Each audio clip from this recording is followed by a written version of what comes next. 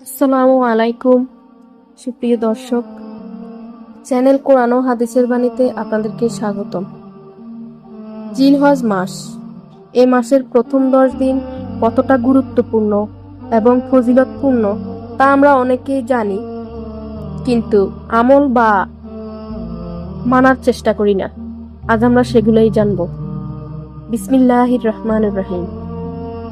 আরবি 12 মাসের মধ্যে জিলহজ অত্যন্ত গুরুত্ব ও ফজিলতপূর্ণ একটি মাস। বিশেষ করে এই মাসের প্রথম 10 দিন বেশি গুরুত্বপূর্ণ। আল্লাহ তাআলা পবিত্র কোরআনের সূরা ফজরের মধ্যে এই মাসের প্রথম 10 দিন ও রাতের কসম খেয়েছেন। আল্লাহ তাআলা বলেন, শপথ ফজরকালের এবং 10 রাতের। আল ফাজর 1-2। মুফাসসিরিনে কেরামদের মতে উক্ত 10 রাত বলতে জিলহজের প্রথম 10 দিনকে উদ্দেশ্য করা হয়েছে। তাছাড়া এই মাসের প্রথম 10 দিন গুরুত্বপূর্ণ হওয়ার বেশ কয়েকটি কারণও রয়েছে। প্রথমত, এই মাসে মুসলিম উম্মার বিশেষ দুটি ইবাদত রয়েছে, কুরবানি এবং হজ। ইবনু আব্বাস রাদিয়াল্লাহু তাআলা থেকে বর্ণিত, নবী সাল্লাল্লাহু আলাইহি ওয়াসাল্লাম বলেছেন, জিলহজ মাসের প্রথম 10 দিনের আমলের চেয়ে অন্য কোনো দিনের আমলই উত্তম নয়। তারা জিজ্ঞেস করেন, জিহাদ ও কি উত্তম নয়? নবী সাল্লাল্লাহু আলাইহি সাল্লাম বলেন, জিহাদও নয়, তবে সে ব্যক্তির কথা ছাড়া যে নিজের জান ও মালের ঝুঁকি নিয়েও জিহাদে যায় এবং কিছুই নিয়ে ফিরে আসে না। সহিহ বুখারী হাদিস নং 969। এই দিনগুলোর বিশেষ কিছু আমলের মধ্যে একটি হলো তাকবীর ও তাসবিহ পড়া। এই দিনগুলোতে তাকবীর, তাহমিদ, তাহলিল ও তাসবিহ পড়া সুন্নত। এই 10 দিনের নেক আমল করার চেয়ে আল্লাহর কাছে বেশি প্রিয় ও মহান কোনো আমল নেই। তাই তোমরা এই সময় বেশি বেশি তাহলিল, লা ইলাহা ইল্লাল্লাহ, তাকবীর, আল্লাহু আকবার ও তাহমিদ, আলহামদুলিল্লাহ বেশি বেশি পাঠ করো।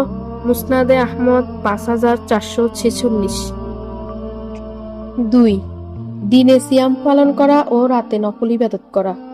এই দিনগুলোর মধ্যে বিশেষ একটি আমল হলো দিনের বেলায় সিয়াম পালন করা এবং রাতের বেলায় যথাসম্ভব নফল ইবাদতে মশগুল থাকা।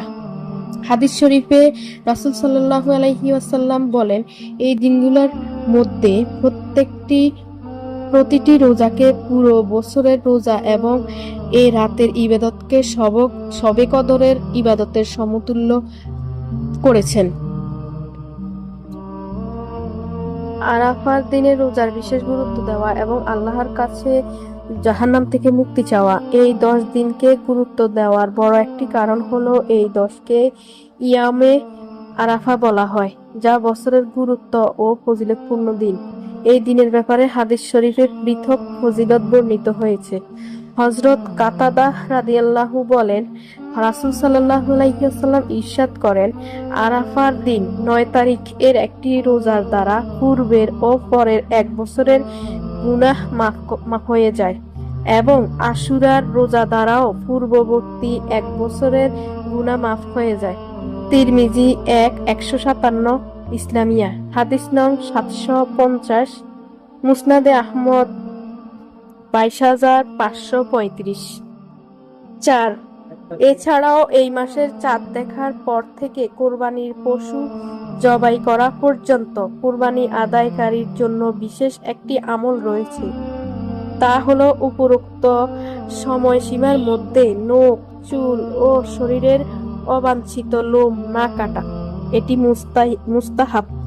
যে ব্যক্তি এ নিয়ম পালন করবে, হাজীদের সাথে এইটুকু সাদৃশ্য গ্রহণ করায় সে সওয়াবের অধিকারী হবে।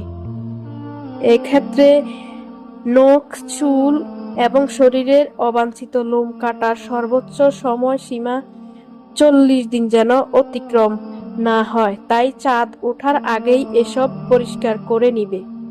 আর এজন্য আমলটি উপরোক্ত হাদিসে কুরবানি আদায়কারীর জন্য বলা হলেও অনেকের মতে কুরবানি আদায়কারীও এই আমল করতে পারে।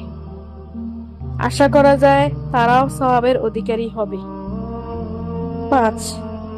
9 জিলহজ ফজর থেকে 13 জিলহজ আসর পর্যন্ত প্রত্যেক ফরজ নামাজের পর তাকবীরে তাশরিক বলা। তাকবীরে তাশরিক নিয়ে পবিত্র কোরআনে আল্লাহ তাআলা বলেছেন, তোমরা নির্দিষ্ট দিনগুলোতে আল্লাহকে স্মরণ করো। সূরা বাকারা 203। ইবনে আব্বাস রাদিয়াল্লাহু তাআলা বলেন, এখানে নির্দিষ্ট দিনগুলো দ্বারা উদ্দেশ্য তাকবীরে তাশরিক পাঠের দিনসমূহ। সহিহ বুখারী 6। হজ ও উমরাহ সম্পাদন করা। হজ ও উমরাহ এই দুটি হলো এই দশকের সর্বশ্রেষ্ঠ আমল।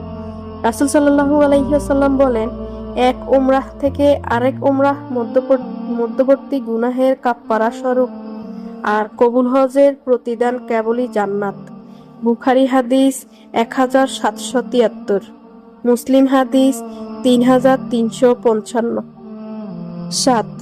সামর্থ্যবান হলে 10-12 জিলহজ কোরবানি করা। কোরবানির ফজিলত সম্পর্কে হাদিস শরীফে ইরশাদ হয়েছে, হযরত যায়েদ বিন আরকাম রাদিয়াল্লাহু থেকে বর্ণিত, তিনি বলেন, সাহাবায়ে কেরাম রাসূল সাল্লাল্লাহু আলাইহি ওয়াসাল্লামকে জিজ্ঞেস করেন, ইয়া রাসূলুল্লাহ, কুরবানি কি? ইহা কি? তিনি বলেন, তোমাদের পিতা ইব্রাহিম আলাইহিস সালামের সুন্নত। সাহাবায়ে কেরাম পুনরায় জিজ্ঞেস করলেন, এতে আমাদের জন্য কি রয়েছে? রাসূল সাল্লাল্লাহু আলাইহি ওয়াসাল্লাম বলেন, প্রতিটি পশমের বিনিময়ে একটি করে নেকি পাওয়া যাবে। সাহাবায়ে কেরাম বলেন, ভেড়ার পশমের বিনিময়ে? রাসূল সাল্লাল্লাহু আলাইহি ওয়াসাল্লাম বলেন, ভেড়ার প্রতিটি পশমের বিনিময়েও একটি করে নেকি পাওয়া যাবে। ইবনে মাজাহ পৃষ্ঠা 226, ইসলামিয়া হাদিস নং 3127। অতএব মুসলিম উম্মার উচিত জিলহজ মাসের প্রথম 10 দিনে হাদিসে বর্ণিত আমলগুলোর মাধ্যমে আল্লাহর সান্নিধ্য অর্জন করা এবং জাহান্নাম থেকে মুক্তি লাভ করা। আল্লাহ সবাইকে তৌফিক দান করুন, আমিন। আসসালামু আলাইকুম। আল্লাহ হাফেজ। চ্যানেলটি সাবস্ক্রাইব করে বেল আইকনটি ক্লিক করে নোটিফিকেশন অন করে রাখুন। ভালো লাগলে লাইক, কমেন্ট, শেয়ার করুন।